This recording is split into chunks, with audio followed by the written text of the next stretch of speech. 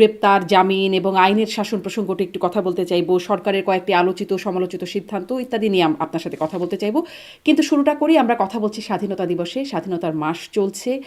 ফলে সেটা থেকেই শুরু করতে চাই যে এই মাসেই সংসদের প্রথম অধিবেশন হলো এবং সংসদে বিরোধী দল এখন মুক্তিযুদ্ধের স্বাধীনতা বিরোধী যেই দলটি ছিল তারা এখন সংসদে বিরোধী দল এবং প্রথম দিনেই যে শোক প্রস্তাব উত্থাপিত হলো সেখানে ৭১-এর মানবতা বিরোধী অপরাধীদের নামে শোক প্রস্তাব উত্থাপন করলো। শুধু বিরোধী দলই না, সরকারি দলের বা জাতীয় সংসদের চিফ হুইপ তিনিও উত্থাপন করলেন।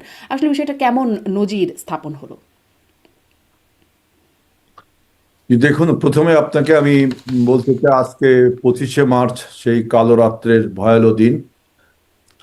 সেই স্মৃতি বিজড়িত দগদগে ঘায়ের মতো আমাদের বাংলাদেশি মানুষের মনে এটা বিরাজ করছে। আজকে সেই ভয়ালো রাত। এই রাতেই বাংলাদেশের স্বাধীনতার ঘোষক প্রেসিডেন্ট জিয়াউর রহমান বলেছিলেন যে আই ডু রিভোল্ট, আমি বিদ্রোহ করলাম। আমি আমার কথা শুরু করতে চাই যে বাংলাদেশে এতদিন, গত 17 বছর ধরে যে মাফিয়া শাসন চলেছিল, যে সেই শাসনকে কিছু ছিটেফোঁটা এখনো উত্তরাধিকার সূত্রে আমরা বয়ে চলেছি, সেটার বিরুদ্ধেও আমাদের একটা রিভোল্ট, একটা বিদ্রোহ। এখন আপনার আপনার প্রশ্নে আসি। আপনি বলছেন যে শোক প্রস্তাব নিয়ে। দেখুন, যে মানবতা বিরোধী বা যুদ্ধ অপরাধী, এটা ছিল মানবতা বিরোধী অপরাধ। এই অপরাধের বিচার বাংলাদেশের এমন কোনো মানুষ নেই যেটা চাইনি।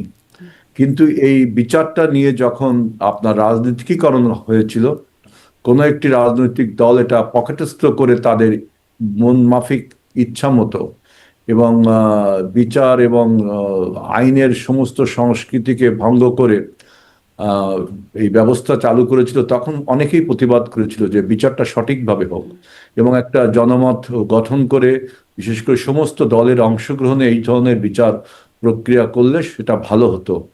আমরা সেই সময় সেটা প্রতিবাদ করেছিলাম যে সমস্ত দলের অংশগ্রহণে এই বিচারটা যেন হয় এবং এই বিচারের নামে যেন কোনো প্রহসন না হয়। এই বিচারকালীন সময় আমরা স্কাইপ বিতর্ক, আরো অনেক কিছু দেখেছি। আহ, এখন এই বিচারটাকে, যেহেতু আমরা ওই সময় আপনার প্রক্রিয়াটাকে বিচারকে আমরা বিচার করতে হবে, এটা আমাদের ঠিক, বিচার প্রক্রিয়াকে আমরা প্রশ্ন প্রশ্ন করেছিলাম। এখন সেই জন্য এখন দেখেন যে এই প্রস্তাব, এই কতগুলো নাম প্রস্তাব করা হয়েছে যে শোক প্রস্তাবে, কিন্তু প্রক্রিয়াকে এটা এখনো প্রশ্নবিদ্ধ গৃহীত করেছিলেন, হয়নি। কিন্তু ধরেন যারা আসামির মানে কাঠগড়ায় ছিলেন বা যাদের দণ্ডপ্রাপ্ত হয়ে যাদের নামে শোক প্রস্তাব আনা হচ্ছে, তাদের ব্যাপারে মানে আপনাদের যেই দলের স্রষ্টা আর কি, দল যিনি তৈরি করলেন, শহীদ প্রেসিডেন্ট জিয়াউর রহমান, তিনি মুক্তিযোদ্ধা ছিলেন বা আপনাদের দলে অনেক মুক্তিযোদ্ধা আছেন, তারা জানেন, একদম চাক্ষুষ তারা সাক্ষী, আপনারাও জানেন নিশ্চয়ই, আমরাও জানি, কিন্তু তারা আর কি প্রত্যক্ষভাবে তারা সাক্ষী দেখেছেন, শুনেছেন। অতএব এখান থেকেই এই প্রশ্নটা করা যে যাদের বিচার প্রক্রিয়ার আওতায় আনা হলো তাদের ব্যাপারেও কি আপনাদের এই বিষয়টা ছিল যে আসলে বিচার প্রক্রিয়ার মধ্যে যাদেরকে আনা হচ্ছে বা যাদের বিচার করা হচ্ছে তারা আসলে কোনোভাবেই এর সাথে সংশ্লিষ্ট ছিলেন না? না, কোনোভাবে সংশ্লিষ্ট না, এটা আমরা কখনোই বলিনি। পিপলস পারসেপশন একটা বড় ফ্যাক্টর। পিপলস পারসেপশনে এভরিথিং রাইট, আপনি যেগুলো বলছেন যে এগুলো সব ঠিক, কিন্তু যেহেতু বিচার প্রক্রিয়াটা নিয়ে আমরা প্রশ্ন তুলেছিলাম, সেই জন্য সেই প্রক্রিয়াটা যেহেতু আপনার অস্বচ্ছ ছিল, তাই হয়তোবা আপনি যখনই আবার এই বিচারগুলোকে আপনার স্বচ্ছ প্রক্রিয়ার মাধ্যমে একটা ঐক্যবদ্ধ জাতি হিসাবে, মানে ঐক্যবদ্ধ বলতে বলতে পিপলসের যে জনমত, পাবলিক ওপিনিয়নটাকে যদি একত্র করতে পারতাম, তাহলে খুব ভালো হতো। তাহলে এই প্রশ্নগুলো এখন তোলা যেত না। সেজন্য বলছি, দেখেন, এই এই যে যারা রাজাকার, যারা স্বাধীনতা বিরুদ্ধে, তাদের নিয়ে সবাই কিন্তু রাজনীতি করেছে, তাদেরকে সবাই কিন্তু একদম। অনেক সময় কোলে টেনে নিয়েছে, অনেক সময় দূরে ঠেলে দিয়েছে রাজনৈতিক স্বার্থে। আমরা রাজনৈতিক দল হিসেবে বিএনপি মুক্তিযুদ্ধের, আপনি যেটা বললেন যে ঘোষক, তারই দল, সুতরাং আমরাও সেভাবে মনে করি যে এই রাজাকারদের বিচার স্বচ্ছ প্রক্রিয়ার মাধ্যমে একটা বিচারটা হলে সবচেয়ে ভালো হতো। এখন যেমন ধরেন শেখ হাসিনার বিচার হয়েছেও, সেই বিচার নিয়েও আন্তর্জাতিক অঙ্গন থেকে প্রশ্ন উঠেছে যে সেখানে বিচারের সঠিক মানদণ্ড সেটি মেনে চলা হচ্ছে না। সেখানেও অনেক মানে আদালত অঙ্গনের ভেতর থেকেই আইনজীবীর সাথে বিচারকের কথোপকথন সেটিও মানে অফেয়ার হয়ে যাওয়ার কথা, যেখান থেকে সেটুকু অংশ ফাঁস হয়ে যাওয়ার পরে সেটুকু বিতর্কের জায়গা তৈরি করছে। একদম প্রসিকিউটরদের মোটা অঙ্কের টাকার দুর্নীতি নিয়ে জামিন দেওয়া, বিচারের বিভিন্ন জায়গায় প্রভাব খাটানোর জায়গাগুলো উঠে আসছে। বিচারক বা প্রসিকিউশন টিমের এক বিচারক মানে দুঃখিত এক প্রসিকিউটর আর এক প্রসিকিউটরের নামে নানান রকম অভিযোগ তুলছে। এমনকি বিচারকদের যে যোগ্যতা তাদের সেটি নিয়েও অনেক প্রশ্ন আছে। ফলে কখনো এক সময় এই বিচার প্রক্রিয়ায় অস্বচ্ছ, ফলে শেখ হাসিনার নামেও আবার সংসদের শোক প্রস্তাব উঠবে। এরকমই কি একটা নজির সৃষ্টি হলো? এরকম নজির সৃষ্টি হলো না। যদি আপনি মনে করেন যে কেউ যদি কোনো মনে করে যে এই বিচারটা অস্বচ্ছ প্রক্রিয়া হচ্ছে, ডক্টর ইউনূসের নেতৃত্বে যে সরকার ছিল তারাই বিচারটা শুরু করেছে। আমাদের টার্মে আমরা পাবলিক প্রসিকিউটরকে বদল করেছি। আর আপনি দেখেছেন যে আপনার এতগুলো প্রশ্নের জন্য হোক আর যে কারণেই হোক, বিচার প্রক্রিয়াটা স্বচ্ছ করবার জন্য কিন্তু আমরা প্রসিকিউটরও বদল করেছি। সুতরাং আপনাকে আরো অপেক্ষা করতে হবে যে বিচারটা শেষ পর্যন্ত ন্যায্যভাবে হচ্ছে কি না। যদি এটা দিয়ে কোনো প্রশ্ন ওঠে তাহলে ভবিষ্যতে তো এরকম হতেই পারে। এটা তো আপনি এখন থেকেই কনফার্মলি বলে দিতে পারবেন না যে এই বিচার নিয়ে প্রশ্ন উঠবে না। এখন দেশের ভিতরে কিন্তু এখন এই ধরনের কোনো প্রশ্ন ওঠেনি। যখন উঠবে তখন অবশ্যই এইসব প্রশ্নের উত্তর এই আমরা যারা বিচার ডক্টর ইউনূস সরকার থেকে শুরু করে বর্তমান সরকার যে বিচার প্রক্রিয়া করছে সে উত্তরগুলো তাকেও দিতে হবে। জি, মানে উত্তরগুলো হয়তো তাকে দিতে হবে, কিন্তু বিচার প্রক্রিয়া তো শেষ হয়ে যাবে বা তিনি হয় কনভিক্টেড হবেন বা মুক্ত হবেন। মানে নজিরটা কেমন সৃষ্টি হয়ে যাবে সংসদের শোক প্রস্তাবের মাধ্যমে, সেটি আসলে প্রশ্ন করছিলাম। একটু এই প্রশ্নটাও করি যে মার্চের একটি গুরুত্বপূর্ণ মানে ৭১-এর মার্চের গুরুত্বপূর্ণ জায়গা হচ্ছে ৭ই মার্চ বঙ্গবন্ধু শেখ মুজিবুর রহমানের ভাষণ। সেটি বাজানোকে কেন্দ্র করেও ঢাকা বিশ্ববিদ্যালয়ের শামসুন্নাহার হলের সাবেক ভিপি ইমি সহ দুজনকে গ্রেপ্তার করা হয়েছে এবং তাদেরকে ওই সময় মারধর করে টেনে হিচড়ে পুলিশের কাছে নিয়ে যাওয়া হয়। সে তখন ডাকসুর একজন নেতা মোসাদ্দেক তিনি ছিলেন সেটি মোটামুটি নেতৃত্বে, নিয়ে গেলেন এবং তাদেরকে মানে যাদেরকে নিয়ে যাওয়া হলো ইমি সহ দুজনকে, তাদেরকে ছাত্রলীগের দুজন ছিলেন, তাদেরকে গ্রেপ্তার করা হলো। যারা মারধর করলেন বা টেনে হিচড়ে নিয়ে গেলেন তাদেরকে আবার কিছুই বলা হলো না। মানে এইখানে তখন এই প্রশ্নটা উঠলো যে ৭ই মার্চের ভাষণ বাজানোর সাথে সন্ত্রাস বিরোধী মানে আইনের যে অপরাধ তার সম্পৃক্ততা কি, কিভাবে সেই আইনে তাদেরকে গ্রেপ্তার করে হলো, আর যারা মারধর করলো তারা কেন ছাড়া পেয়ে গেল? দেখুন, আমি প্রথমে যে প্রশ্নের যে উত্তরটা দিব সেটা হলো যে আওয়ামী লীগের কার্যক্রম আপনার নিষিদ্ধ করা হয়েছে। Last verdict the people's offence যারা করেছে, মানবতা বিরোধী অপরাধ যারা করেছে গত ১৭ বছর, সেখানে আওয়ামী লীগ দল হিসেবে এবং আওয়ামী লীগের নেতৃবৃন্দকে আপনার সেই আসামি করা হয় এবং বলা হয় যে আওয়ামী লীগ দল হিসেবে কোনো রাজনৈতিক কার্যক্রম করতে পারবে না। এটা হলো গভর্নমেন্টের একটা আইন বা নির্দেশ। আপনি সুতরাং নির্বাহী একটা আদেশে তার কার্যক্রম বন্ধ করেছে। সুতরাং ৭ই মার্চের ভাষণ বাজানো এবং ওই দিনে রাজনীতির আওয়ামী লীগের নেতাকর্মীরা, ছাত্রলীগ বা বিভিন্ন দলের তাদের সমর্থিত ছাত্রলীগ যে রাজনীতি যে কাজগুলো করে, এটা কিন্তু আইনগতভাবে অপরাধ। সেই অপরাধে তাদেরকে মামলা দিয়েছে পুলিশ এবং আপনি বলতে পারেন সন্ত্রাস ৭ই অপরাধ। মার্চের ভাষণ বাজানো কেন আইনগতভাবে অপরাধ হবে? সেটি কি আসলে আওয়ামী লীগের সম্পত্তি? জিয়াউর রহমান স্বাধীনতার ঘোষণা করেছেন, সেটি কি বিএনপির সম্পত্তি? মানে যদি কেউ জিয়াউর রহমানের ঘোষণা বলতে চায় সেটা কি বিএনপির হয়ে যাবে? আওয়ামী লীগের রাজনীতি আর ৭ই মার্চের ভাষণ অঙ্গাঙ্গিভাবে জড়িত। আপনি যদি বলেন যে না ৭ই মার্চকে আপনি আলাদা করে দেখছেন, সেটা আপনার একটা ভিউজ। কিন্তু আপনার বিশেষ করে ৫ই আগস্টের গণ অভ্যুত্থানের পরে এই যে আওয়ামী লীগের যে সমস্ত ন্যারেটিভ বা আইকন যাই বলেন আপনি কেন, এগুলো সবই কিন্তু আওয়ামী লীগের ব্যক্তিগত সম্পত্তিতে পরিণত হয়েছে। সুতরাং আওয়ামী লীগ যেহেতু আপনার রাজনৈতিক দল হিসাবে নিষিদ্ধ, কার্যক্রম নিষিদ্ধ, সেই আইনে তাদেরকে আপনার সন্ত্রাস দমন আইনে আপনার গ্রেফতার করা হয়েছে। এখন বলছেন যে তাদেরকে আবার পাবলিক বা অন্য কোনো দলের রাজনৈতিক নেতৃবৃন্দ তাদেরকে মারধর করেছে। এখন তাদেরকে রাজনৈতিক কার্যক্রম নিষিদ্ধ হলে তাদেরকে দমন করার দায়িত্ব পুলিশের, আইন শৃঙ্খলা রক্ষাকারী।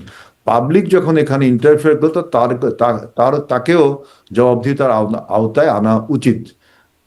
কে এই কাজগুলো করলো, তাই না? আর আমাদের দেশের সংস্কৃতিটা এমন হয়েছে যে আহ, সরকার যে কাজটা পালন করবে আগেই বিভিন্ন দলের নেতাকর্মীরা উচ্ছ্বাসী হয়ে এই কাজটা করতে চায়। এইগুলো আর কি আপনাকে বন্ধ করতে হবে। জি। যেই কাজটা ল এনফোর্সিং এজেন্সিস তাকে সেই কাজটা করতে দিতে হবে।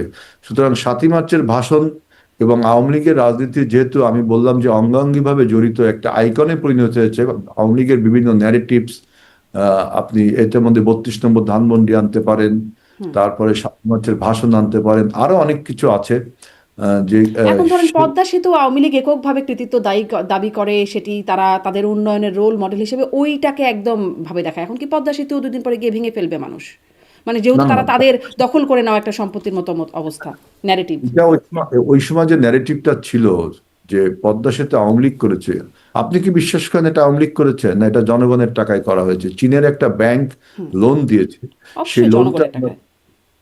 সেই লোনটা কিন্তু জনগণ, এই যে আমরা যে সেতু পারাপারের সময় যে টাকাটা দেই হুম। এবং আমাদের ট্যাক্সের টাকা, সুতরাং আওয়ামী লীগ আমলে হয়েছে। That does not mean Awami League সরকার নিজস্ব অর্থায়ন থেকে এই টাকাটা করেছে। এটা জনগণের অর্থায়ন থেকে একটা কিন্তু আপনি দেয়া হয়েছে। বলছিলেন না ন্যারেটিভের কথা, তো ন্যারেটিভ তো আওয়ামী লীগ এভাবে বলেছে, মানে আওয়ামী লীগ বললেই কি আসলে সেটি আওয়ামী লীগের সম্পত্তি হয়ে যাচ্ছে কিনা? ৭ই মার্চ আওয়ামী লীগের এটা ন্যারেটিভ, তার মানে কি এটা আওয়ামী লীগের সম্পত্তি? ৭ই মার্চ কি আমাদের ইতিহাসের অংশ নয়? ৭ই মার্চের ইতিহাসের অংশ, এটা তো আমি বলছি না। ৭ই মার্চে তাহলে ৭ই মার্চের ভাষণ বাজালে কেন সেটি অপরাধ হবে? যদি এখন পর্যবেক্ষণ করেন তো বলেন, তাহলে কিন্তু আপনি আরেকটি আলোচনায় চলে যাবেন। সেজন্য আপনাকে অনেক সময় দিতে হবে, কারণ ৭ই মার্চে কি আমাদের পূর্ণাঙ্গ স্বাধীনতা ঘোষণা করা হয়েছিল? না।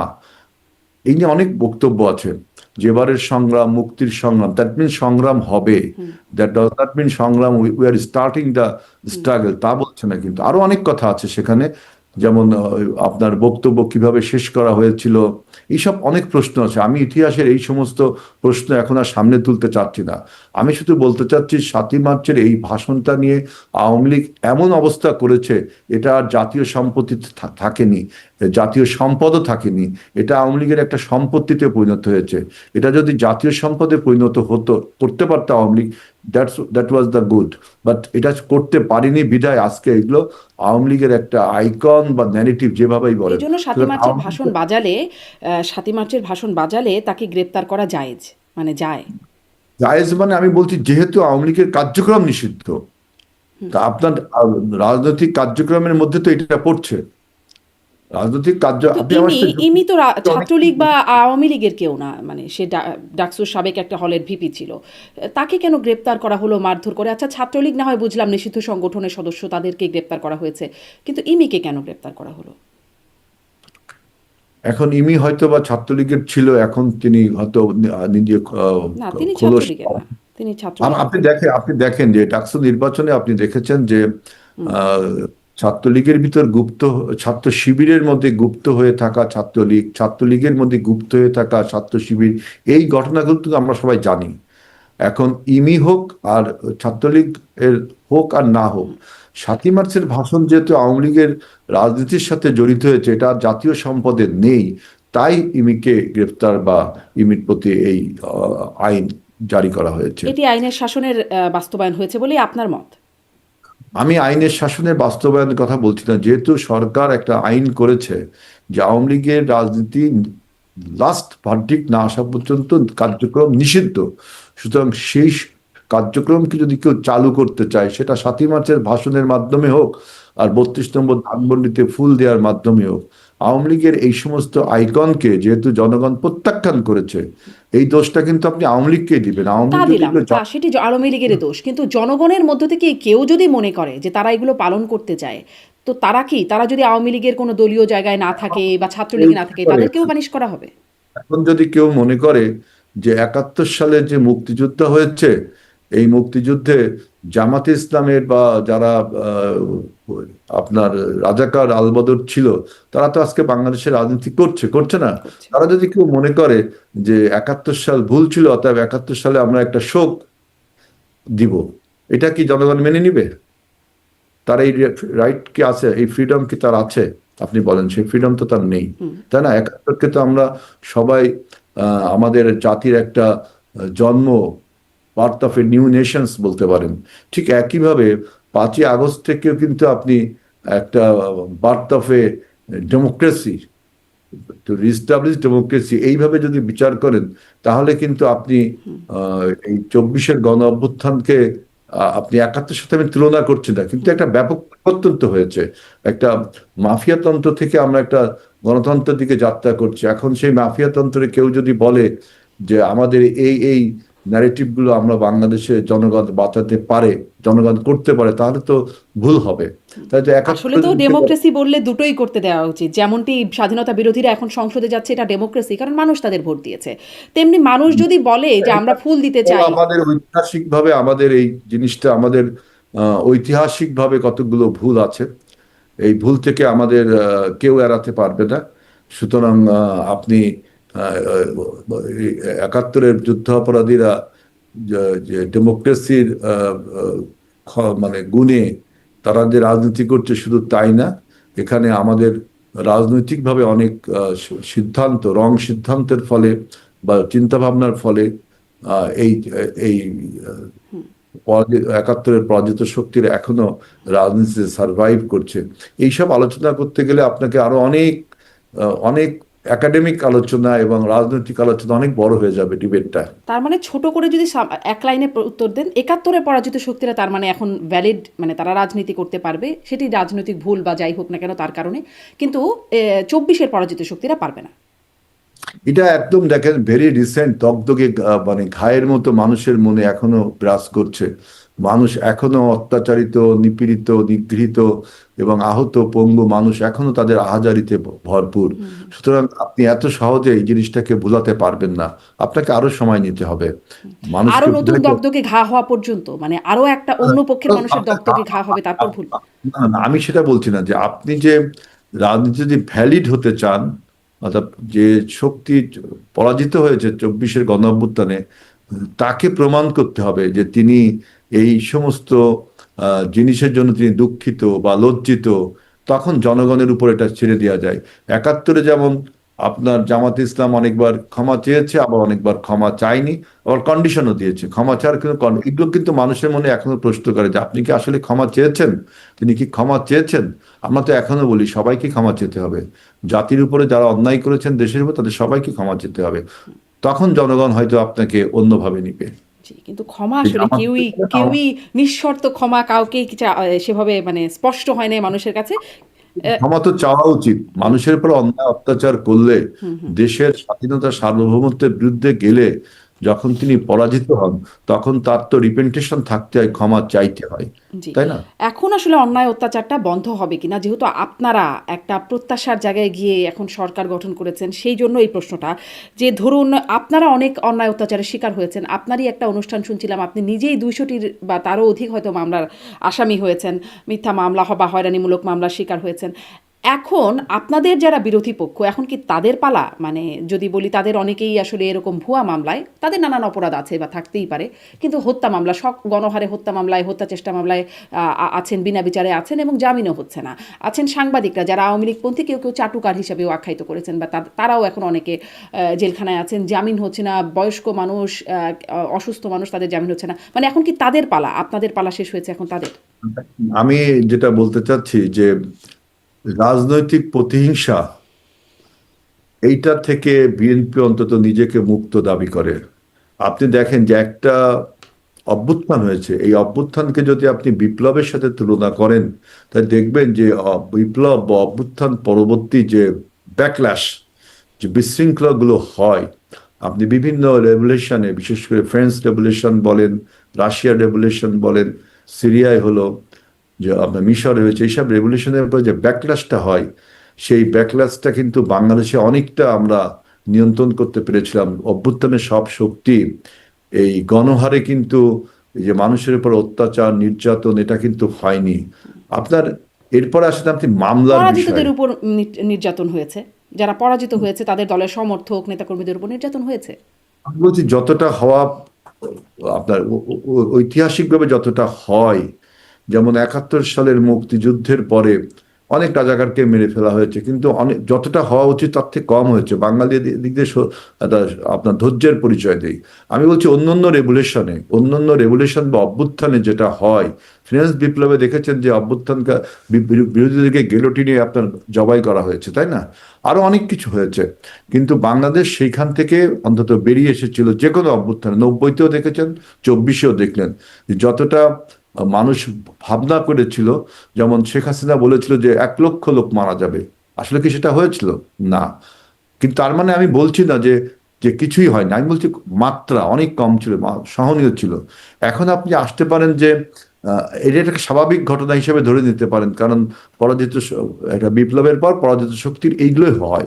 কিন্তু এখন মামলার যেটা বলবেন, এই মামলাটা আপনি দেখেন যে 5ই আগস্টের পট পরিবর্তনের পরে আপনার ফ্রিডমলি অনেকেই, তখন কিন্তু চেইন অফ কমান্ডটা ওইভাবে প্রতিষ্ঠিত হয়নি বাংলাদেশে। তখন সরকারটাও ছিল মানে 8 তারিখে সরকার গঠন হলো। সরকার গঠন হওয়ার পরে যা কিছু হয়েছে, ফ্রিডমলি দেখলাম অনেকে অনেক মামলা করা শুরু করলো। এই মামলাগুলো পরে কিন্তু অনেক চেষ্টা তদবির করার পরে এই মামলার একটা সুরাহা করা হয়েছে, একটা ট্রাইব্যুনাল গঠন করা হয়েছে, ট্রাইব্যুনালে মামলা হবে। এখন আর কিন্তু ফ্রিডমলি কেউ মামলা দিতে পারছে না। আওয়ামী লীগ আমলে যেমন গণহারে মামলা দিত, পুলিশ বাদী হয়ে মামলা দিত, এখন দেখবেন পুলিশ বাদী হয়ে কিন্তু মামলা হচ্ছে না, পাবলিক বাদী হয়ে মামলা হচ্ছে। সেই মামলাগুলোকেও আপনার এখন পর্যবেক্ষণ করে, যেহেতু একটা স্থিতিশীল আসছে, সরকারের একটা স্থিতিশীলতা আসছে। আপনি আগস্টের বিপ্লবের পরে বেশ কিছু মামলা হয়েছে, এখন একটা স্থিতিশীল অবস্থায় কিন্তু এরকম কিন্তু ওই যে যত্রতত্র ভাবে না গবেষণা করে, না তদারকি করে, তদন্ত করে, এইগুলো কিন্তু বন্ধ হয়েছে। এবং পুলিশ, সবচেয়ে বড় যে পুলিশবাদী হয়ে কিন্তু কোনো মামলা হচ্ছে না। আমাদের সময় যেটা হতো, গত 17ই আগস্ট পুলিশই মামলা দেওয়া শুরু করতো, ঘটনা ঘটেনি তারপরে যে কি অদৃশ্য মামলা, কিন্তু গায়েবী মামলা। ভিকটিমের জন্য বিষয়টা একই, আসলে পুলিশ দিক আর মানে মানে সাধারণ মানুষ মামলা দিক, যারা আসলে মামলার শিকার হয়ে জেলখানায় আছেন তাদের জন্য তো একই। আসলে আপনারাও ছিলেন, তারাও জেলখানায় আছেন, এবং তাদের আরো গণ বেশি, কারণ তাদের অভ্যুত্থান স্বীকার করতে হবে যে গণ অভ্যুত্থান একটা হয়েছে, একটা পট পরিবর্তন হয়েছে। নিশ্চয়ই। কিন্তু এবং এখন আবার একটা পট পরিবর্তন স্বাভাবিক হয়ে রাজনৈতিক নির্বাচিত পদ্ধতি। সরকারে আপনারা আসছেন, এখন তো আবার এখন একটা পট পরিবর্তন।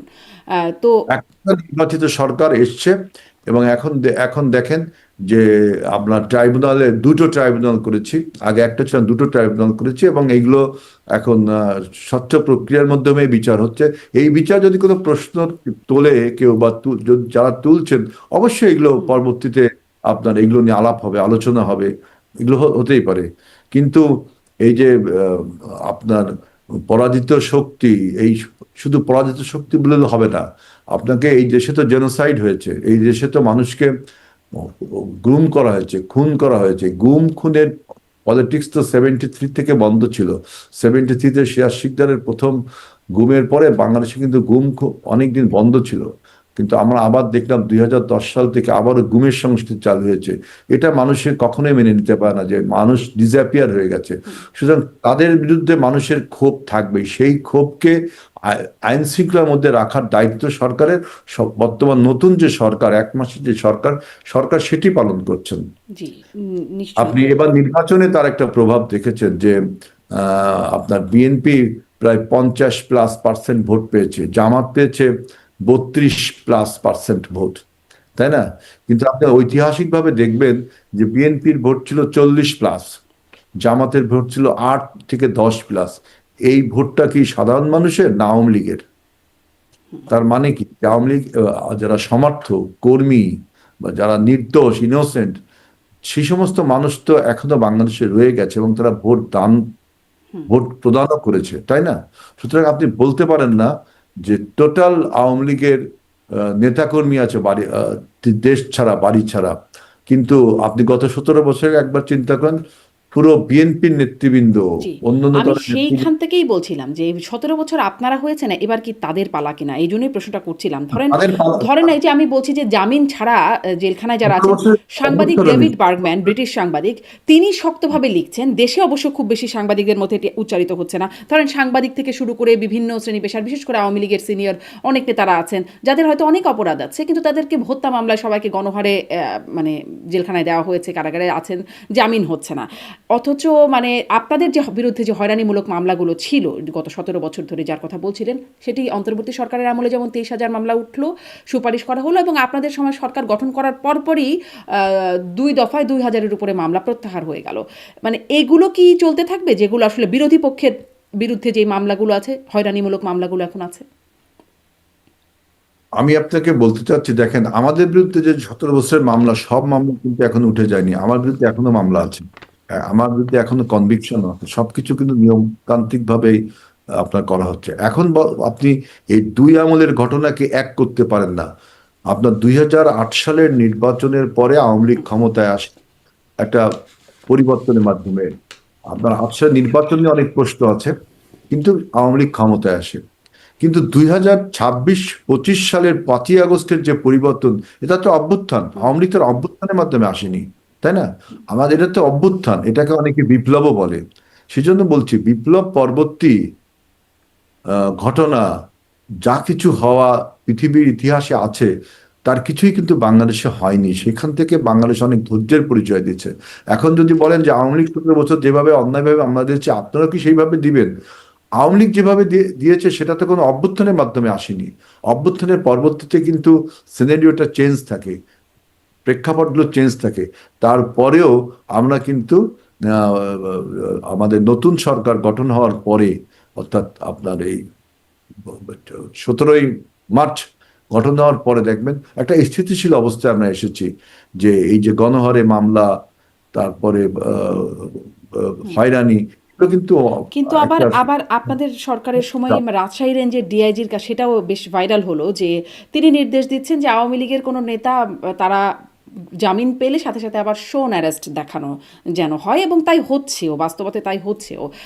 এটি কি আসলে মানে আইনগতভাবে এটি কি একটা যৌক্তিক কথা, বা আবারও সেই প্রশ্ন, আইনের শাসনের নজির? দেখেন, আমি একটা বলি, 71 সালের মানবতা বিরোধী আইনে যখন কাদের মোল্লাকে ফাঁসি দেওয়া হলো, সেই ফাঁসির রায় কি চেঞ্জ করা হয়নি আপনার জনগণ থেকে? জনগণকে তখন সমর্থন জানিয়েছিল বা জানিয়েছিল না? করাতে হয়েছে। 71 যেমন একটা পথ পরিবর্তন, 24-এর 5ই আগস্টও কিন্তু এরকম একটা পথ, যদিও আমি সিমিলারিটি করছি না, কিন্তু এরকমই অনেকটা। সুতরাং আর তারপরেও বলছি যে কোনো পুলিশের অফিসার যদি এরকম পাবলিকলি আপনার ডিক্লারেশন দিয়ে থাকে, নির্দেশনা। সেটা অবশ্যই আইনের চোখে আপনার নিন্দনীয়। এবং নিশ্চয়ই সেই ব্যবস্থা আপনার এবং আমার এই অনুষ্ঠান যারা শুনছে, তারা দেখছে, এবং সেটা নিশ্চয়ই তদন্তপূর্বক তার একটা প্রক্রিয়া হবে। কিন্তু আমি বলতে চাচ্ছি যে কাদের মোল্লাকে যখন ফাঁসি দেওয়া হয়, তখন কিন্তু ফাঁসি না, যাবজ্জীবন দেওয়া হয়, তখন কিন্তু আপনার এই গণজাগরণ মঞ্চ করে তাকে ফাঁসিতে বাধ্য করা হয়েছিল, তাই না?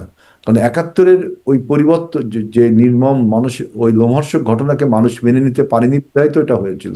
আবার এইখানে কিন্তু একই ঘটনা, এখানেও একই রকম। তারপরেও একটি ন্যায়ভিত্তিক এবং একটি আপনার বিচার ভিত্তিক সমাজ ব্যবস্থা গড়ে তোলবার জন্য বর্তমান সরকার, তারেক রহমানের নেতৃত্বের সরকার, আইন শৃঙ্খলাকে যথার্থভাবে পরিচালনা করবার জন্য আপনি এখন দেখবেন যে এরকম আপনার মামলার আন্দাজে মামলার হিড়িক। কিন্তু মানবতা বিরোধী যারা অপরাধ করছে, তাদের মামলা তো চলবে, জি, তাদের বিচার নিশ্চয়ই তো চলবে। নিশ্চয়ই যারা অপরাধ করেছে তাদের মামলা তো চলতেই হবে, কিন্তু প্রশ্ন হচ্ছে ওই যে ডিআইজির সেই নির্দেশনা, তারপরে ডিআইজির বিরুদ্ধে কোনো ব্যবস্থা হয় নাই, বরং ডিআইজি যে নির্দেশনা দিলেন সেই নির্দেশনা অনুযায়ী কাজ হচ্ছে। যে আওয়ামী লীগের নেতারা বের হচ্ছেন, জামিন হচ্ছে, আগে তো হচ্ছিলই না, এখন জামিন হচ্ছে, কিন্তু হলে আবার তাদেরকে আবার শোন অ্যারেস্ট করা আমি হচ্ছে। আপনাকে বললাম যে কাদের মোল্লার ফাঁসি যেভাবে হলো, এরকম তো অভ্যুত্থান বা বিপ্লবের পরে এরকম হতেই পারে।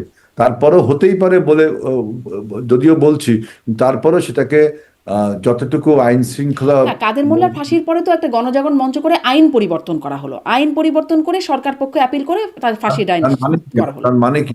তার মানে কি আপনি প্রচলিত আইনের উপরে একটা অবজ্ঞা, এইটা আরেকটা আলোচনা, প্রচলিত আইনের প্রতি একটা অবজ্ঞা। সুতরাং এটি এই অন্তর্বর্তী সরকারের সময়ও আইসিটি আইন কয়েক দফায় পরিবর্তন করা বিপ্লব হয়েছে। বিপ্লব বিপ্লব আপনার অভ্যুত্থান, এইগুলোর যে আপনার লাস্টে যে ব্যাকলাশটা হয়, যে বিশৃঙ্খলাগুলো হয়, সেগুলো বাংলাদেশে অনেক কম হয়েছে। কিন্তু যে কিছু কিছু তো আপনার এই এই রোগ, এই সিনড্রোম থাকবেই। এটা তো আপনার মানতেই হবে যে 5ই আগস্টের এই পরিবর্তন বাংলাদেশের রাজনীতিতে একটা বড় ধরনের পরিবর্তন। বাংলাদেশ যে কক্ষচ্যুত হয়েছিল আবার কক্ষগত ফিরে এসলো। অর্থাৎ যারা কক্ষচ্যুত করেছিল তাদের উপরে কিছু আপনার বিচার ব্যবস্থা এগুলো চলবে। এখন এই বিচার ব্যবস্থার মধ্যে আপনি শৃঙ্খলা বিশৃঙ্খলা বের করতে পারেন। তবে মনে করবেন যে 71 সালে যারা পরাজিত হয়েছিল তাদের বেলায় যেরকম মানুষ তাদেরকে এখনো মনে রেখেছে তাদের অন্যায়কে, ঠিক একইভাবে 5ই আগস্টের আগে যারা অন্যায় করেছে তাদেরকে মানুষ এখনো মনে রেখেছে। নিশ্চয়ই, নিশ্চয়ই। কিন্তু ওই যে সরকারের পক্ষ থেকে যে নির্দেশনা, মানে ডিআইজির নির্দেশনা তো এটা একটা সরকারেরই একটা অংশের নির্দেশনা হিসাবে, সেটি কি মানে না, DI নির্দেশনা পুলিশ ল এনফোর্সিং এজেন্সিজ এর একজন ব্যক্তি তিনি এটা বলেছেন। তার এই বক্তব্যটা কতটুকু সঠিক এইটা এই আমার দৃষ্টিতে আমি ব্যক্তিগতভাবে বলছি যে তিনি পাবলিকলি এরকম বলতে পারেন না। তার যে কিন্তু যদি যে এরকম কোনো নিয়ম থেকে থাকে সেই নিয়মটা তিনি হয়তো পালন করতে পারেন, কিন্তু তিনি পাবলিকলি বলেছেন এটা কতটুকু অফেন্স এই উত্তর আমার জানা নেই। আচ্ছা। আরও দু একটি প্রসঙ্গে আসি, যেমন মানে বিএনপি ক্ষমতায় আসার পর থেকে তারেক রহমানের মোটামুটি সব যা যা করছেন তিনি সবই আলোচনায় আসছে এবং তিনি প্রশংসিত হচ্ছেন বেশ। এমনকি যারা চরম বিরোধিতা বা সমালোচক তারাও খুব সমালোচনা করবার মতো জায়গা পাচ্ছেন না। কিন্তু কিছু কিছু বিষয় যেগুলো নিয়ে আলোচনা হচ্ছে, মাননীয় প্রধানমন্ত্রী সেই বিষয়গুলোতে মোটামুটি নিশ্চুপই আছে। যেমন ধরেন, আলোচনা হচ্ছে সর্বত্র দলীয় নিয়োগের বিষয়ে। বিএনপি ক্ষমতায় আসার পর থেকে সেই বাংলাদেশ ব্যাংকের গভর্নর থেকে শুরু করে পুলিশ প্রশাসন, সেনাবাহিনী, বিশ্ববিদ্যালয়ের ভিসি, সর্বত্র একটা দলীয় নিয়োগ। বিএনপির মাননীয় মহাসচিব মির্জা ফখরুল ইসলাম আলমগীর তিনি বলছেন দলীয় সরকার এসেছে, দলীয় নিয়োগ তো কিছুটা সেটা স্বাভাবিকই। বিশ্ববিদ্যালয় ভিসি নিয়োগের ক্ষেত্রে বলছেন, মানে এটি আপনারা তো আসলে যখন আওয়ামী লীগ ক্ষমতায় ছিল তখন স্পষ্ট মনে করতে পারি আপনারা শক্ত প্রতিবাদ করতেন তাদের দলীয় নিয়োগের এবং দলীয়করণের। এখন আওয়ামী লীগের বেলায় হারাম বা নাজায়েজ ছিল, এখন সেটি হালাল হচ্ছে। জি, আপনি দেখেন এই প্রশ্নটা একটা সিগনিফিকেন্ট প্রশ্ন করেছেন।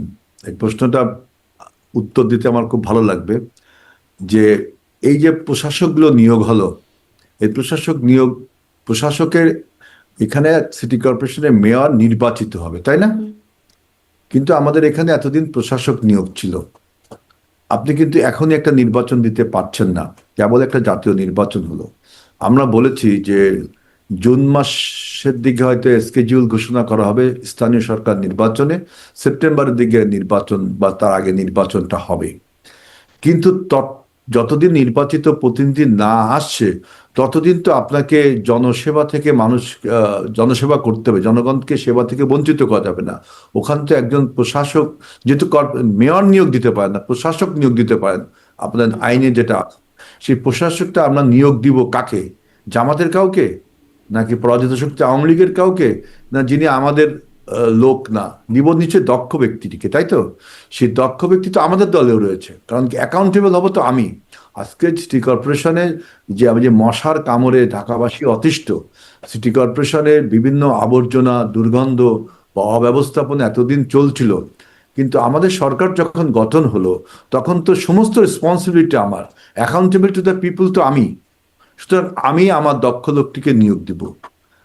এখন এই নিয়োগটা যদি আমি ইনডেফিনিট পিরিয়ডের জন্য রাখি তখন আপনি এই প্রশ্নটা তুলতে পারেন যে নির্বাচন ছাড়া আপনি একজনকে কতদিন রাখবেন। সুতরাং এই এন্টারিং পিরিয়ডে অবশ্যই আমি আমার দলের একজন দক্ষ লোককে নিয়োগ দিব, কারণ অ্যাকাউন্টেবল তো আমি হব। আজকে বাংলাদেশ ব্যাংকের গভর্নর হাসান মনসুর সাহেবকে ডক্টর ইউনূস সরকার নিয়োগ দিয়েছিল, তাই না? এখন তার যাবতীয় কার্যকলাপ আমাদের সরকার গঠন হওয়ার পরে অ্যাকাউন্টেবল কি ডক্টর ইউনূস না আমরা? আমরা রেসপন্সিবিলিটি আমাদের না? আমি কিন্তু ডক্টর হাসান মনসুরের মানে অপারগতা বা তার অদক্ষতা নিয়ে প্রশ্ন তুলছি না। আমি যেহেতু অ্যাকাউন্টেবল, তাহলে আমার দলের দক্ষ লোকটিকে আমি নিয়োগ দেব। তিনি যদি কোনো অদক্ষ কাজ বা জনবিরোধী কাজ করে তখন আপনি বলতে পারবেন যে আপনার নিয়োগ প্রক্রিয়া ঠিক হয়নি, আপনি সঠিক লোকটিকে বাছাই করতে পারেননি। অর্থাৎ অ্যাকাউন্টেবল এবং রেসপন্সিবিলিটি যেহেতু আমার, তো আমি আমার লোকটিকে নিয়োগ তাহলে দিব। আওয়ামী লীগ যখন আসলে দ্রুত দলীয়করণ নির্বাচন, করেছিল, সর্বত্র দলীয়করণ করেছিল, তখন আপনারা সমালোচনা কেন করেছিলেন? নির্বাচন ছাড়া আপনি নির্বাচন দিচ্ছেন না কেন? আপনি যদি না, এবং নির্বাচন ছাড়াও আপনারা পুলিশ প্রশাসনের দলীয়করণের মানে নির্বাচন সমালোচনা করেছেন না? পুলিশ প্রশাসন, আদালত সর্বত্র দলীয়করণের সমালোচনা তো করেছেন। পুলিশ প্রশাসন তো আপনার নিয়োগটা নির্বাচনের হ্যাঁ, মাধ্যমে হয় না। নির্বাচনের মতো না, কিন্তু সেখানেও দলীয়করণ হয়েছে, দলীয় লোক নিয়োগ করা হয়েছে, আপনারা তার সমালোচনা করেছেন। সেটা বলছি, কিন্তু আমি সেটা বলছি কিন্তু জনপ্রতিনিধি বা বিশ্ববিদ্যালয়ের ভিসিও কিন্তু একটা নির্বাচনের মাধ্যমে হয়। একটা প্যানেল ঘোষণা করা হয়, সিন্ডিকেট সবাই ভোট দেয়, 1 2 3 তিনজন নাম পড়ে, এরপরে চ্যান্সেলর সাহেব সেটা অনুমোদন করে। এই প্রক্রিয়া যতদিন না হচ্ছে ততদিন তো আপনি একজনকে নিয়োগ দিবেন। সেই নিয়োগে আপনি নিশ্চয়ই, আমি যেহেতু অ্যাকাউন্টেবল, আমি যেহেতু রেসপন্সিবল, আমি আমার দক্ষ লোকটিকে দিব।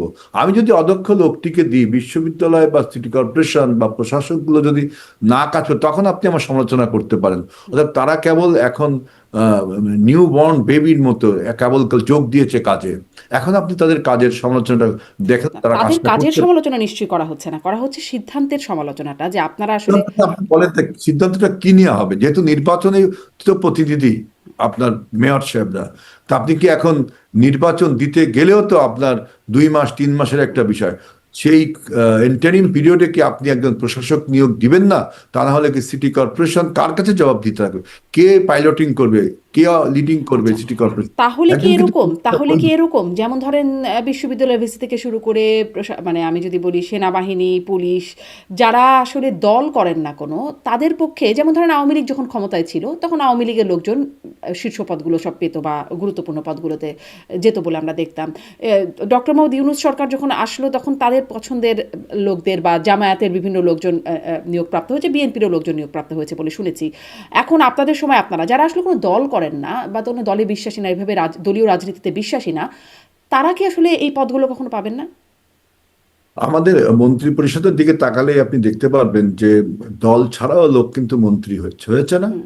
আমাদের ডক্টর প্রিয় খলিলুর রহমানের মতো মানুষ, যার ব্যাখ্যা পাওয়া আরো যায়নি। অনেকে, ডক্টর জাহেদ হয়েছে, আরো অনেকে হয়েছে। এবং আপনি বিভিন্ন সিটি কর্পোরেশন, তারপরে বিশ্ববিদ্যালয়গুলোর সবাইকে আপনি কিন্তু দলের ব্যানারে আনতে পারেন না। আপনার আমাদের এই নিয়োগগুলো পারি তো, দলের ব্যানারে আনতে পারি তো, তাদের তো পূর্ব একটা ব্যাকগ্রাউন্ড আছে।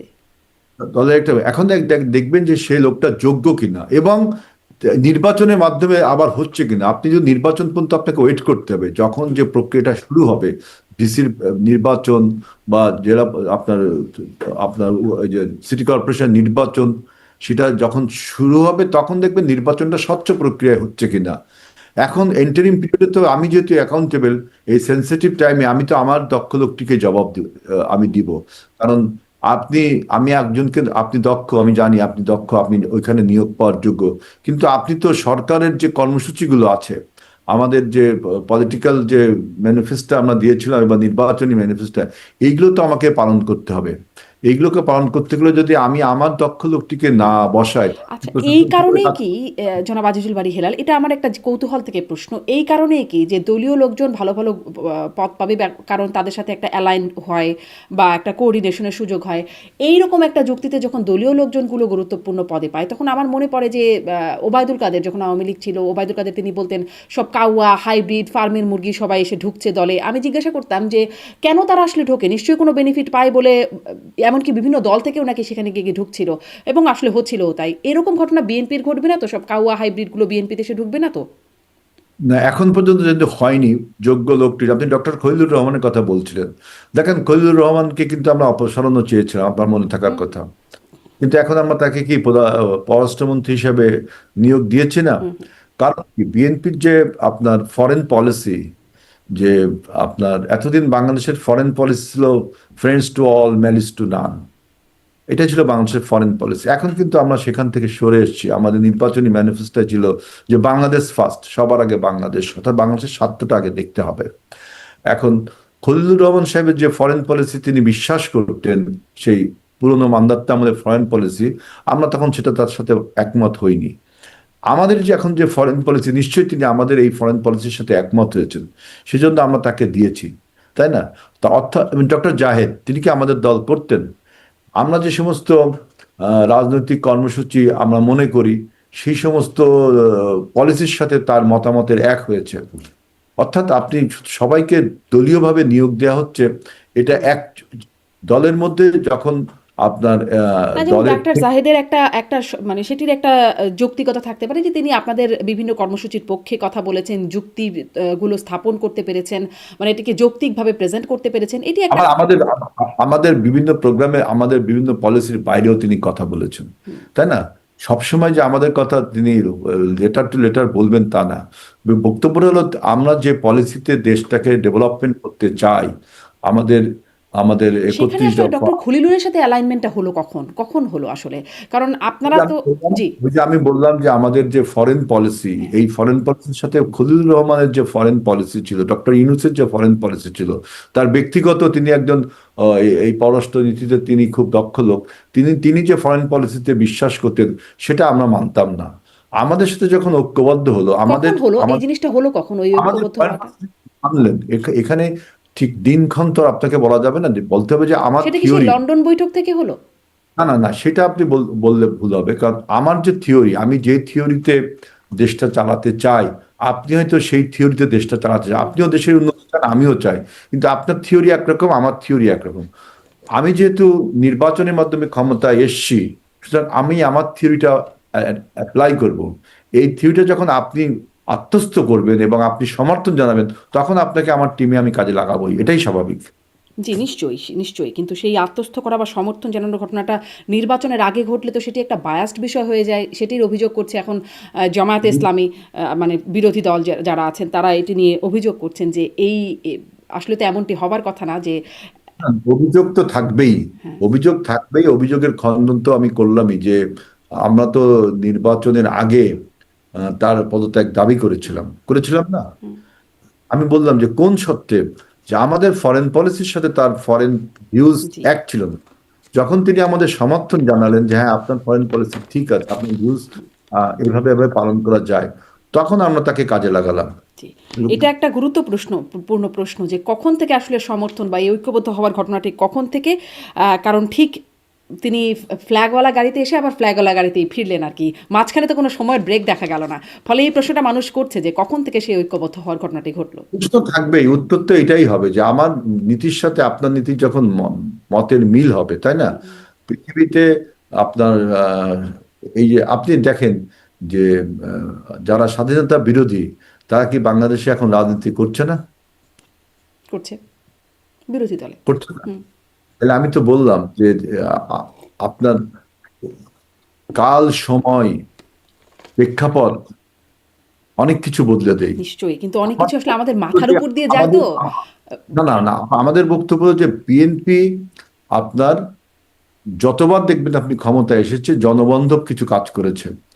এই এই আলোচনা আপনি তোলেননি, তারপর এই জন্য আমি স্টপ রাখলাম। কিন্তু আমাদের দেশকে ডেভেলপমেন্টের জন্য, দেশের ফরেন পলিসি, দেশের ইকোনমিক পলিসি, এই সমস্ত পলিসির সাথে যদি আপনি দ্বিমত করেন, তখন তো আপনাকে আমার টিমে রাখবো না, তাই না? আমরা সেজন্য পদত্যাগ দাবি করেছিলাম। এখন দেখা যাচ্ছে যে আমাদের ফরেন পলিসিকে যদি আমরা সামনের দিকে নিয়ে যেতে চাই, যে বাংলাদেশ ফার্স্ট, সবার আগে বাংলাদেশের স্বার্থটা আমরা দেখবো। যেমন আমাদের একজন পররাষ্ট্র প্রতিমন্ত্রী শামা ওয়াদ, তিনি বলেছেন যে মেরুদণ্ড সোজা করে দাঁড়াবে বাংলাদেশ। আমরা এই ধরনের নেতৃত্ব দেখতে চাই। নিশ্চয়ই আমাদের এই কথার সাথে তিনিও, বর্তমান যে পররাষ্ট্রমন্ত্রী, তিনিও ঐক্যমত হয়েছেন, তা না হলে তো আমাদের টিমে আমরা নিতাম না। জি, নিশ্চয়ই। এখানে আপনি নিশ্চয়ই এখানে আপনি ঐকমত্য তো বলতে হয়েছে বটেই। ওই প্রশ্নটাই যে কখন ঐকমত্য হলো? যাই হোক সেটি আপনি বলছেন কালক্ষণ সময় এগুলো বলার তো আর মানে সুযোগ নেই। ফলে এটুকু রয়ে গেল। ওই দলীয় নিয়োগের কথা মানে বলছিলাম যে দলীয় নিয়োগ করায় যেটি আওয়ামী লীগের অনেক সমালোচনা আপনারাও করেছেন এবং তখন সমালোচনা হয়েছে। তার পরিণতি খুব ভালো হয় নাই আওয়ামী লীগের জন্য। মানে একটা বিভিন্ন কারণেই ওটাও একটা কারণ ছিল, তাদের ৫ই আগস্ট অপরিহার্য হয়েছিল। কিন্তু আপনাদেরও তো পরিণতি ভালো হয় নাই দলীয় নিয়োগের যদি অতীত ঘটনা বলি, যদি বলি ময়নিউ আমাদের আহমেদ এখন সাবেক এখন সেনাপ্রধান। নিয়োগ বলছিলাম আমি, অতীতের কথা ডাকছি না। এখন যে নিয়োগগুলো না, আমি দিয়েছি, অতীতের কথাও একটু টানছি যে দলীয় নিয়োগের পরিণতি যে খুব ভালো হয় না আওয়ামী লীগের বেলায় আমরা দেখলাম, আপনাদের বেলাও যেটি দেখা গিয়েছিল সেটিও খুব ভালো পরিণতি না। মইনুল আহমেদের কথা বলছি, যিনি আসলে বেগম খালেদা জিয়ার পছন্দের ব্যক্তি হিসেবেই আসলে কয়েকজন জ্যেষ্ঠতা লঙ্ঘন করে তাকে সেনাপ্রধান করা হয়েছিল, বা যে এই যে গ্রেপ্তার হলেন এখন মাসুদ উদ্দিন চৌধুরী, তিনিও আসলে একরকম পছন্দের ব্যক্তি বলে নবম ডিভিশনের জিওসি আত্মীয়তার একটা সম্পর্ক ইত্যাদি থেকে হলো, কিন্তু তাদের দ্বারা তাদের তো ফল খুব ভালো হলো না। মানে দলীয় নিয়োগের ফল তো খুব ভালো হয়নি বিএনপির জন্য। দলীয় নিয়োগ আর আপনার যোগ্য ব্যক্তির নিয়োগ যাই বলেন, আপনার 111 ছিল হলো বাংলাদেশকে বিভ্রান্ত করার, কক্ষচ্যুত করার একটা প্রক্রিয়া। 111 তো আর বাংলাদেশের জন্য কল্যাণ বয়ে আনেনি। 111-এর ফলেই 18 বছরের দুঃশাসন আমাদের দেখতে হয়েছে। অতএব 111 ছিল বাংলাদেশের জন্য অভিশাপ স্বরূপ। নিশ্চয়ই। সুতরাং এই 111-এর যারা কারিগর, দেশি বিদেশি যারাই বলেন, যারা কারিগর, তারা এই সমস্ত কর্মকাণ্ড যে ঘটাতে বাংলাদেশের লোকজনকেই ব্যবহার করবে। সেখানে আপনি যাকেই নিয়োগ দিতেন, বুঝছেন, এই নিয়োগ প্রক্রিয়ার মাধ্যমে কিন্তু আপনি যে আপনার কর্মসূচি বাস্তবায়ন করতে পারেন তা কিন্তু ঠিক না। যখনই আপনার কোনো ষড়যন্ত্র পাকাপোক্ত হয়ে পরিণতি লাভ করে, তখন এই কে কাকে নিয়োগ করলো এটা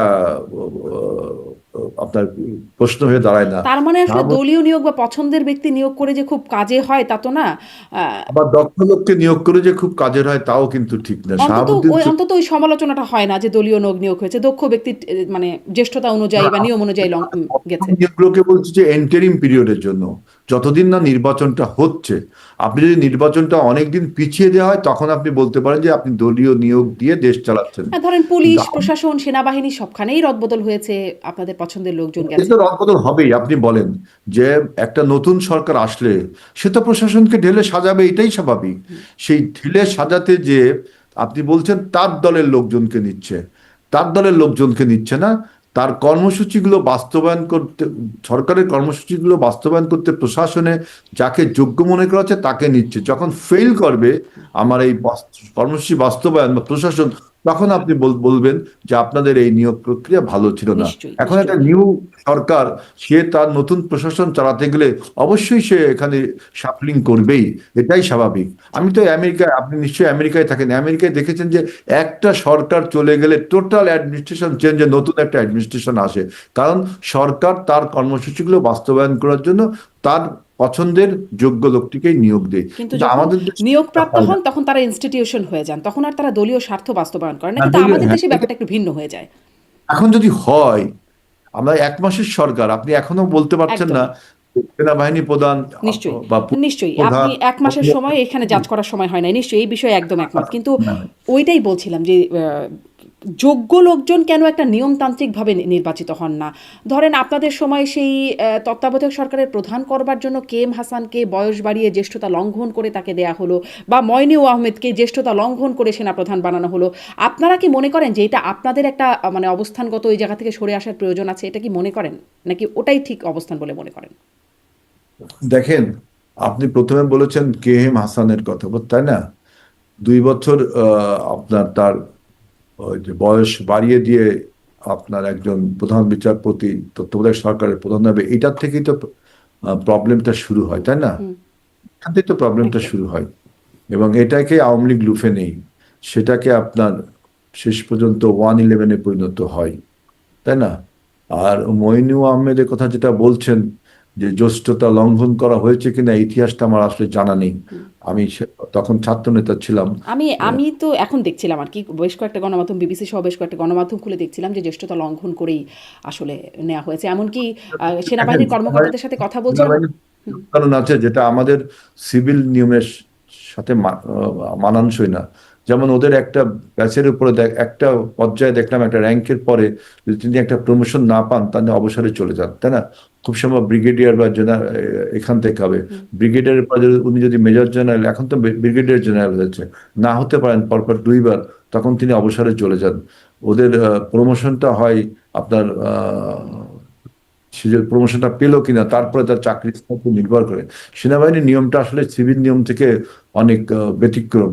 সুতরাং তখন কিভাবে হয়েছেন উনি, নিশ্চয়ই কোনো আইন, নীতি, নিয়ম মানে করেই জ্যেষ্ঠতা হয়েছে। লঙ্ঘন, মানে সেই লাইনে যারা ছিলেন সেই লাইনটা লঙ্ঘন করে তাকে জ্যেষ্ঠ যে ব্যক্তি তিনি যদি প্রমোশন পাওয়ার যোগ্য না হন, সেনাবাহিনীতে কিন্তু এটা হুম, আছে, জ্যেষ্ঠ যে ব্যক্তি তিনি প্রমোশন পাওয়ার যোগ্য না, হয়তো আপনি বলছেন প্রমোশন পাওয়ার যোগ্য, আমি বলছি প্রমোশন পাওয়ার যোগ্য না। একটা বোর্ড বসে প্রমোশনের জন্য, সেই জ্যেষ্ঠ ব্যক্তিকে প্রমোশন দেওয়া হয়নি বিধায় 3য় নম্বর বা 2য় নম্বর যিনি ছিলেন তিনি প্রমোশনটা পেয়ে গেছেন, এবং তখন তার চাকরি আর থাকে না।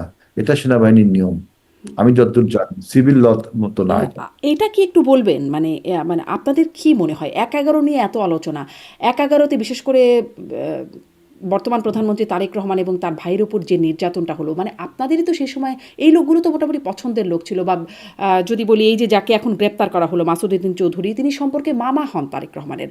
তিনি কেন মানে এই নির্যাতনের কলকাঠিটা নাড়লেন? কেন এই নির্যাতন করলেন? তিনি সম্পর্কে মামা হন, এই তথ্যটা আপনার কাছে সঠিক না। তিনি সাইদ ইস্কান্দারের ভাইরা ভাই, খালেদা জিয়ার তাহলে আপন মামা, ভাই সাইদ ইস্কান্দার। তাহলে মামা হয়। মানে আপনার এই এই সম্পর্ক যেহেতু আপনিও আমার আত্মীয় হন, বা আপনি যে কোনো লোকের সাথে, যে মুসলমান মাতৃ ভাই ভাই, এই ইকুয়েশনে সবাই আমরা আত্মীয় স্বজন না, কিন্তু ভাই এটা তো ভাই, একটা তাই না? সম্পর্ক তো হয়, তাই না? যে আহ, এখন আমার মামার ভাইরা ভাই, তিনিও আমার মামা। এই এইটা তো আপনি প্রচলিত অর্থে বলতে পারেন কিছু, কিন্তু তাৎপর্যপূর্ণ ভাবে কি ঠিক মামা হবেন কেন? হ্যাঁ, মামার ভাইরা ভাই, মানে বোঝেন কত দূরে রাখ।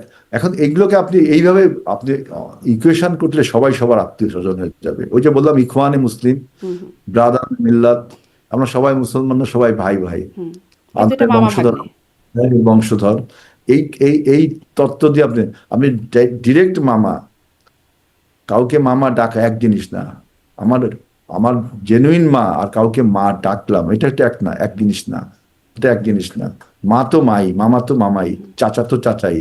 এখন চাচার অমুক তমুকের তমুক, তিনিও আমার চাচা, এইভাবে অঙ্ক কষে বললে তো আপনার আত্মীয়তার বন্ধন আপনি, তাহলে সারা বাংলাদেশের মানুষ সবাই সবার আত্মীয়। আচ্ছা, কিন্তু মানে আত্মীয়তা আসলে তো আমি বলছি হয়। যে সে যে সে যখন যে নবম ডিভিশনে জিওসি হয়েছিল, নিশ্চয়ই তিনি তার কোয়ালিটি দিয়ে বা নিয়ম কানুন দিয়ে তিনি হয়েছিল। হওয়ার পরে তিনি যে বাংলাদেশ বিরোধী যে ষড়যন্ত্র ছিল 1/11-এ, যে বাংলাদেশ বিরোধী যে ষড়যন্ত্র, সেই ষড়যন্ত্রে তিনি পার্ট হয়ে গিয়েছিল। এখানে মামা ভাগ্নে চাচা ভাতিজার কোনো বিষয় না, এটা ষড়যন্ত্রের একটা পার্ট হয়ে যাওয়া, তাই না? মানে এই আসলে এর পেছনে আর কোনো কারণ নাই, মানে আপনাদের বোঝার মতো কোনো। আপনার বাংলাদেশ বিরোধী যে ষড়যন্ত্র, সেই ষড়যন্ত্রের বিরুদ্ধে তিনি অংশ হয়েছিলেন। এখন তিনি কার আত্মীয় এটা কিন্তু ইম্যাটেরিয়াল। এবং আপনাকে তো বললাম তিনি কারো আত্মীয়, তিনি অন্তত প্রেসিডেন্ট জিয়াউর রহমানের পরিবারের আত্মীয় ছিলেন না। মানে বেগম জিয়া পরিবারের আত্মীয় তো ছিলেন। এখন আমি তো বললাম যে মামার ভাইরা ভাই, এখন দেখবেন যে ভাইরা ভাই হয়তো চাচাতো বোন বা মামাতো বোন বা খালাতো বোন, অন্য কিছু হতে পারে, আমি এইগুলো জানি না। বক্তব্য হলো যে মামা ইজ মামা, আপনি আরেকজনকে মামা ডাকবেন, আচ্ছা, মামা না। আচ্ছা। না, আমরা মামা আসলে হলে এরকম কি করে একটু ষড়যন্ত্র করতে আমরা পারে না, এটা কিন্তু ঠিক না। দেখেন, মামা হলেই কি ষড়যন্ত্র করতে পারে না, নিশ্চয়ই পারে। এটাও কিন্তু ঠিক। পারে না। যিনি আপনার ষড়যন্ত্রের পার্ট হয়ে যায়, তখন তিনি মামা না চাচা না ভাই, এটা ইম্পর্টেন্ট না। তিনি ওই ষড়যন্ত্র পাকিয়ে তিনি ক্ষমতায় আসতে চায়, এগুলোই তো হয়। জি, এবং সেটি তো বাংলাদেশ না হয় তখন, বুঝো। মানে আমার প্রশ্নটা এখানে যে ক্ষমতায় আসবেন, ক্ষমতা নেবেন বা হয়েও ছিল তো তখন এমার্জেন্সি করে সেনাশাসিত সরকার তো হয়েও ছিল। কিন্তু মানে নির্যাতনটা কেন করা হলো? এই মাত্রায় নির্যাতন সেটি তো খুব সেটির কারণ কি? সেটির কি কোনো কারণ ছিল? ওনারা জিজ্ঞেস করতেন যে মাসুদুল আহমেদকে যে আপনি কেন জনগণের উপরে এত নির্যাতন করলেন, তাহলে উনি ভালো উত্তর দিতে পারতেন। কারণ জি। আমিও যখন নির্যাতিত হয়েছিলাম, আমিও গ্রেফতার হয়েছিলাম। ছাত্রলীগের সেক্রেটারি রোটন আমার সাথে গ্রেফতার হয়েছিল। আমরা জেলখানায় সবাই একসাথে ছিলাম, নির্যাতনও ভোগ করেছিলাম সেনাবাহিনীর কাছে একসাথে। এগুলো আমাদের মনে এখনো আঘাত দেয়, যে অন্যায়ভাবে আমাদেরকে, আমরা তখন ছাত্র নেতা, ছোট ছিলাম, যে অন্যায়গুলো বললো, আমরা এখনো সেই ব্যথা কিন্তু বহন করে। এই যে আমি আপনার সাথে এসির মধ্যে বসে কথা বলছি, আমার ঘরে এসি চলছে, আমি কিন্তু বেশিক্ষণ চালাতে পারবো না। কারণ ওই যে 1/11-এর যে আঘাত, শুধু আমার না, অনেক নেতার উপরে, আমি তো রোটনের নাম বললামই, এখনো এই আঘাতগুলো বয়ে বেড়ায়। সুতরাং এগুলো কখনো ভুলে যাবার নয়। তিনি কেন, তার নির্দেশে কেন এই আঘাতগুলো করা হলো, তিনিই ভালো উত্তর দিতে পারেন, জি, আমরা কি অন্যায় নিশ্চয়ই। করেছিলাম। আপনাদের কাছে এই প্রত্যাশা যে মানে এইরকম আঘাত যেন আপনাদের সময় অন্তত কেউ মানে না পোহায়, সেটি একটা বড় দাবির জায়গা থাকবেই। এই সময়ে এসে মাসুদউদ্দিন চৌধুরী কেন গ্রেপ্তার হলো? মানে এতদিন ধরে হলো না, এমনকি অন্তর্বর্তী সরকারের সময় গেল, আওয়ামী লীগের সময় তো গেলই, তারপর অন্তর্বর্তী সরকার গেল, এখনই সে কেন মাসুদউদ্দিন চৌধুরী গ্রেপ্তার হলো? আমি পত্রিকায় যারা দেখলাম যে তিনি কোন একটা আদম ব্যবসার সাথে তো আগের কথা, বহু আগের কথা। মানব পাচার, মানব পাচারের সাথে জড়িত একটা মামলায়। এখন আপনাকে আরো অপেক্ষা করতে হবে যে আসল রহস্য কি, শুধু এই মানব পাচার না আরো কোনো কোনো কিছু আছে। তবে এটা আমি বলতে নির্দ্বিধায় বলতে পারি যে 1/11-এর ফলে তিনি দেশের যে সর্বনাশ করেছিল, দেশকে যে 17 বছরের বা 18 বছরের স্বৈরাচার উপহার দিয়ে গিয়েছিল, মাফিয়া উপহার দিয়ে গিয়েছিল, এই জন্য তার বিচার হওয়া উচিত। এবং আমার প্রিয় ছাত্র নেতাদেরকে যেভাবে অত্যাচার করেছিল, সব ছাত্র নেতাদেরকে কিভাবে অত্যাচার করেছিল, এটা মানুষের উপরে মানে আঘাত করেছিল। এরকম যে কারণটা হচ্ছে 1/11, মানে অজুহাত যদি নাও বলি, কারণ যে কারণে গ্রেপ্তার হচ্ছেন এটি হচ্ছে 111, কিন্তু থিওরিটিক্যালি বা খাতা কলমে দেখানো হচ্ছে আদম পাচার। এটা আপনাকে আরো অপেক্ষা করতে হবে। আপনাকে আরো রিপোর্টগুলো যখন আমরা পূর্ণাঙ্গ পাবো, হুম। কারণ আমি তো সরকারের বা কোনো ডিপ স্টেটের লোক না।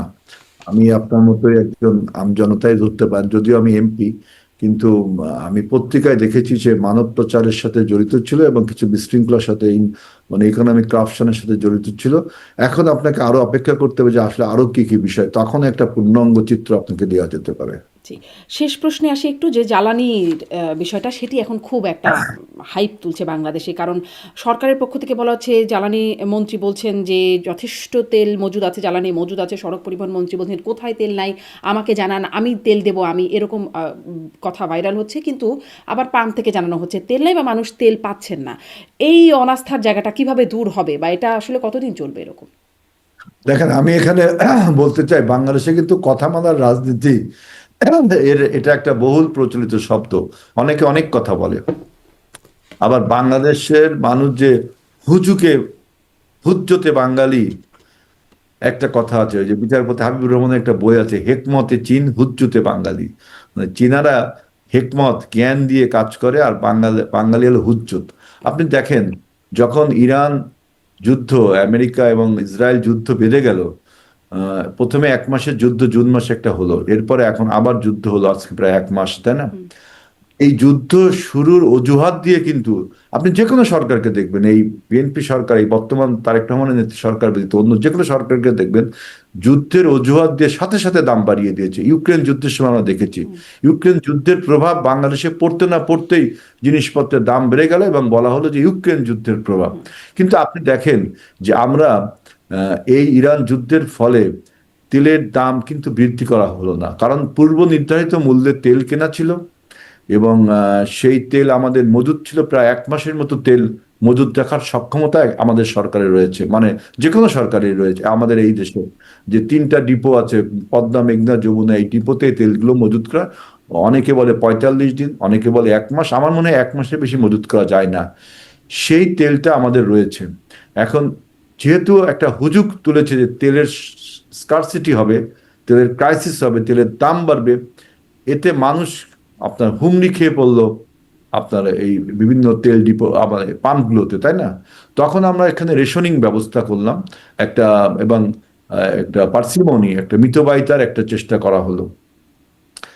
এখন যেটা বলা হচ্ছে যে মন্ত্রী মহোদয় বলছেন তেল আছে, আমাদের যে 1 মাসের রিজার্ভের হয়তো আপনার 10-12 দিনের তেল খরচ হয়েছে, তাই না?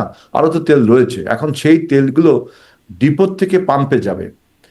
আমি আমার ব্যক্তিগত গবেষণা থেকে বলছি, সরকারের বক্তব্য আমি বলছি না। আমি দেখলাম যে ঈদের 2-3 দিন ব্যাংকগুলো বন্ধ। সুতরাং ডিপোর লোকগুলো যে পে অর্ডারটা আপনার পাম্পগুলো যে পে অর্ডারটা দেয় ব্যাংকের মাধ্যমে, যে পেমেন্টটা, এই পেমেন্টটা না করতে পারার ফলে এই ডিপোগুলো আপনার তেলগুলো পাম্পে দিতে পারেনি। তো এখানে উচিত ছিল যে এইটা ফোরকাস্টিং করে, আমাদের মন্ত্রী মহোদয়ের ফোরকাস্টিং করে অন্তত এই পেমেন্টের সিস্টেমটা সচল রাখলে পাম্পে তেলগুলো চলে আসতো। আমাদের হুম। তেলের এই হতে যে মজুদটা রয়েছে, কিন্তু এরপরে এখন যে ক্রাইসিসটা হবে, যে আপনি এই তেল শেষ হয়ে গেলে নতুন তেল কিনতে হবে, তখন তো তেলের দাম তো বিশ্বব্যাপী বেড়েছে, তখন সরকারকে একটা চ্যালেঞ্জের মুখে পড়তে হবে। আমরা মানুষকে ভোগান্তি থেকে বাঁচানোর জন্য, দেখেন আমরা গতকালকেই মনে হয় প্রায় 30 কোটি না তার বেশি ডলার দিয়ে আমরা স্পট পারচেজিং করলাম এলএনজি। আপনি দেখেছেন যে আপনার এলএনজি ইংল্যান্ডের একটা কোম্পানির কাছ থেকে।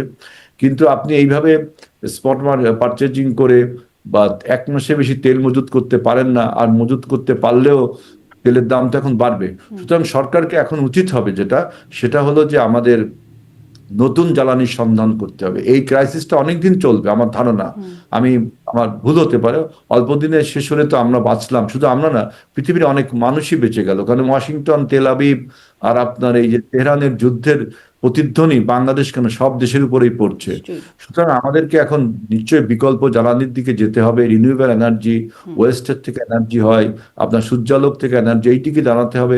এবং সরকার দেখবেন যে এই আহ, বিশ্ব পরিস্থিতি বিবেচনা করে 7 সদস্যের একটা কমিটিও গঠন করেছে আপনার এই বিশ্ব পরিস্থিতিতে এই তেল সরবরাহ মোকাবেলা করবার জন্য। কারণ আপনি জানেন যে এই জ্বালানি হলো সভ্যতার চাবিকাঠি। জি। এই জ্বালানি সংকট হলে সবকিছুর দাম বেড়ে যাবে, পরিবহন ব্যয় থেকে সবকিছু, বিদ্যুৎ অনেক সমস্যা হবে।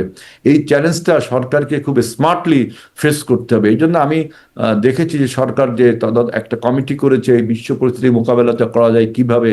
তারপরে পার্সিমনির কথা একটা বলেছে, যে মিতব্যয়িতার কথা বলেছে, তারপরে রেশনিং ব্যবস্থার কথা বলেছে, এবং সরকারের যে তেল মজুদ, এই মজুদটা যে আছে কিন্তু পাম্পে আসতে পারেনি, এইটা একটা ফল্ট। এই ফলটাও সরকারকে অ্যাড্রেস করতে হবে। সুতরাং এই চ্যালেঞ্জটাকে সরকারকে স্মার্টলি মোকাবেলা জি, করতে হবে। নিশ্চয়ই কতটা স্মার্টলি মোকাবেলা করে সেটি দেখার সময় এখন।